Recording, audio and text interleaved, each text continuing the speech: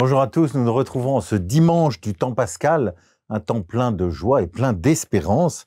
Et l'évangile qui nous est donné aujourd'hui, c'est celui selon Saint Jean au chapitre 15, un chapitre que nous avons certainement bien souvent médité, où Jésus nous fait réfléchir sur le lien entre la vigne et les sarments. Et il nous précise que « Moi je suis la vigne, vous les sarments.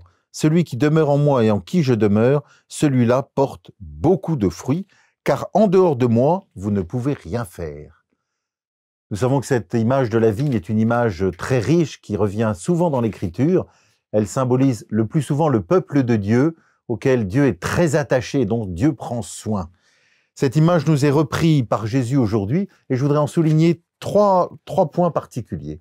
Le premier, c'est que cet attachement à Jésus, qui est du même ordre qu'un sarment attaché au cep de vigne, est un attachement vital. Il n'est pas d'abord extérieur, il n'est pas d'abord affectif, il est de l'ordre de la vie.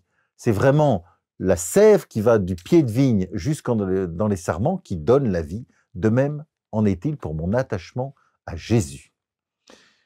Un attachement qui donne la vie, c'est vrai pour nous depuis le baptême, et c'est vrai quand nous nous tournons vers la vie éternelle, pour laquelle nous sommes faits, bien évidemment. Le deuxième point que je soulignerai aussi, c'est la question de la fructuosité dont souligne Jésus.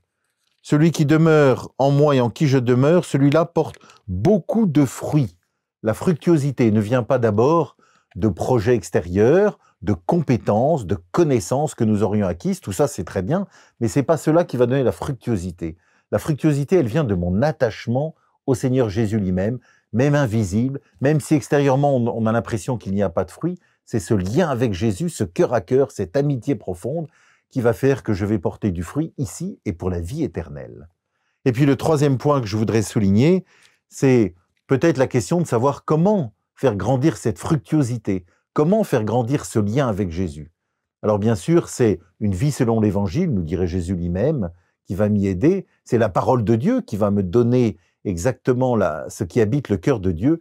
Et puis bien sûr, pour nous régulièrement, ce sont les sacrements de baptême, la confirmation, l'Eucharistie bien sûr, qui va me permettre d'accueillir, de vivre de cette vie qui jaillit du cœur de Dieu et qui m'est donnée pour que je porte beaucoup de fruits. Alors vous voyez, cet évangile est absolument très riche, nous le connaissons bien.